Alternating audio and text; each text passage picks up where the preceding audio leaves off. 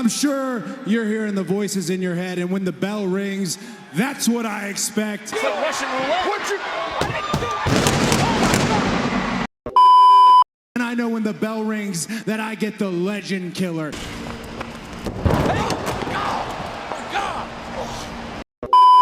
That I get the youngest world champion in company history. Randy Orton. God almighty. I want you to know, I will always love you. A few moments later.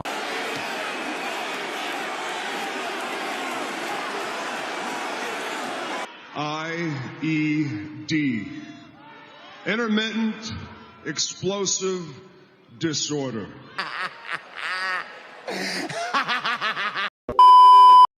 Now be honest, tell me you didn't enjoy that moment. Randy Orton snapping and absolutely destroying Cody Rhodes on SmackDown. Originally, this video was meant to explore the possibilities of Randy Orton turning heel, but now we don't have to speculate anymore because it actually happened. So yeah, that's it, nothing else to cover in this video. Or we can. From weeks, fans were wondering if Randy Orton would turn heel again. I guess so. But now that it has finally happened, the real question isn't why Orton snapped. The real question is, what does this mean for WrestleMania and for the future of WWE? So let's take a deep dive into what Cody Rhodes is about to face at WrestleMania, the psychology of the heel Randy Orton, and the moment we saw the most dangerous version of the Viper. Randy Orton won the WWE Championship by defeating Drew McIntyre at the Hell in a Cell pay-per-view on October 25, 2020. However, that title run was relatively short.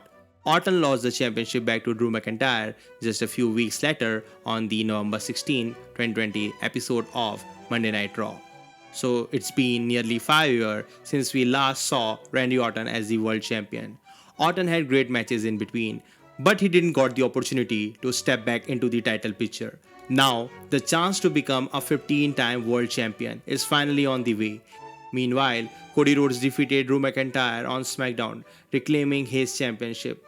However, WWE fans didn't fully welcome this sudden shift in the direction from WWE creatives. WWE needed a big reason to elevate this storyline between Randy Orton and Cody Rhodes. The American Nightmare, the man who wants to finish the story, like literally in every Mania, faced brutal assault by the Viper. But let's be honest, this isn't the first time we've seen Cody Rhodes in the bloodbath. At the same time, we already have an intense, blood-boiling storyline growing on Monday Night Raw.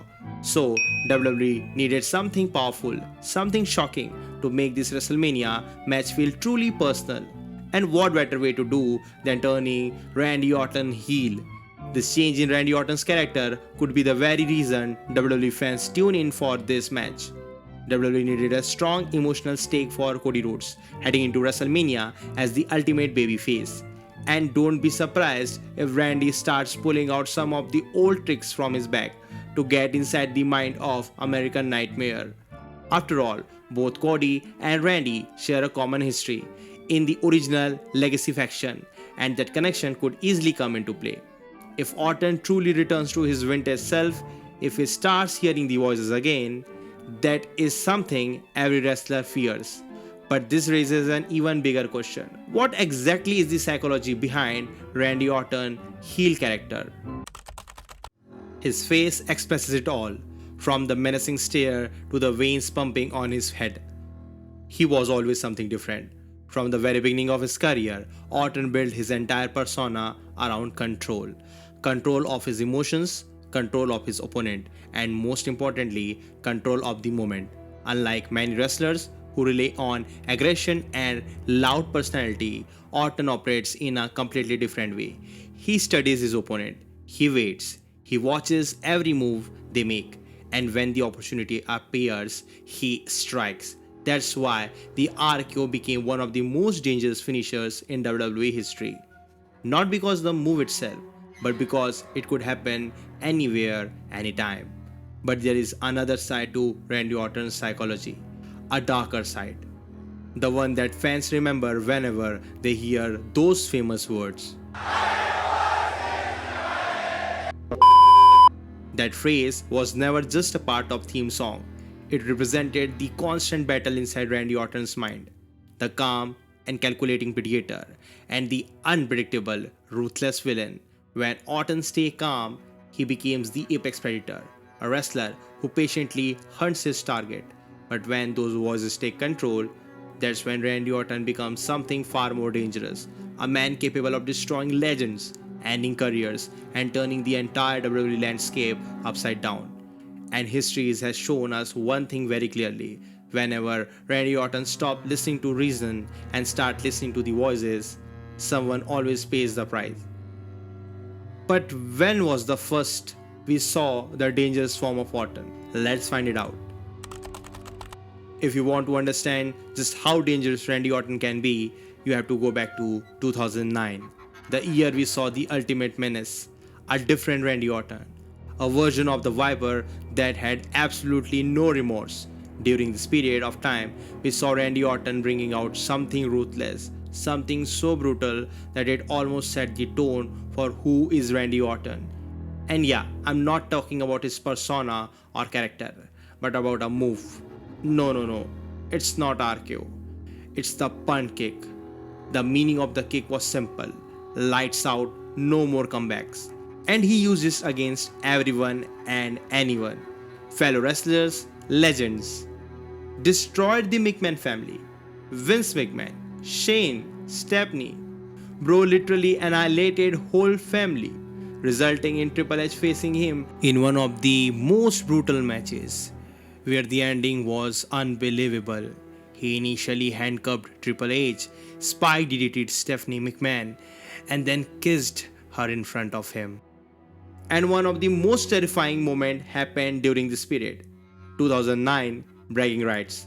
He almost killed John Cena. Like, someone stop this guy. The match had one of the most insane moments as he was beating down Cena and Cena was crawling onto the ramp. He spammed the pyro buttons like he was ready to make toast out of John Cena. That version of Randy Orton wasn't just a villain, he was a pure menace. For more than 2 decades, Randy Orton has been one of the WWE most consistent superstar. Multiple championship, having achievements which is Hall of Fame caliber, legendary rivalries, and moments that fans still talk about today. But beyond the titles, Orton represents something else. For many fans, Randy Orton was the villain of our childhood, the man who made us shout at the TV, the man who made us hate him and respect him at the same time. As we move closer to WrestleMania, WWE has made a very controversial decision. They dethroned one of the hottest superstars in WWE right now, Drew McIntyre, a superstar the fans were genuinely getting behind. And now, Cody Rhodes finds himself in a very similar situation to what we once saw between him and John Cena. Because with Randy Orton turning heel, the direction suddenly becomes very clear.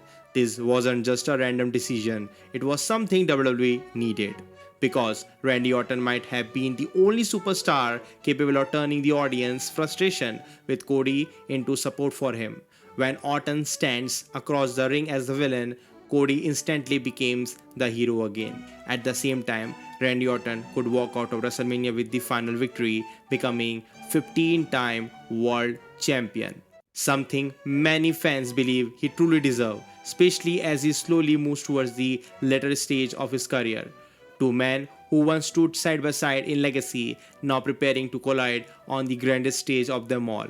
It could easily turn into a ruthless battle between the two, because at this point, this story is no longer just about championship, it's about legacy. And Randy Orton going full Apex Predator mode might be the only thing that truly brings this storyline to life.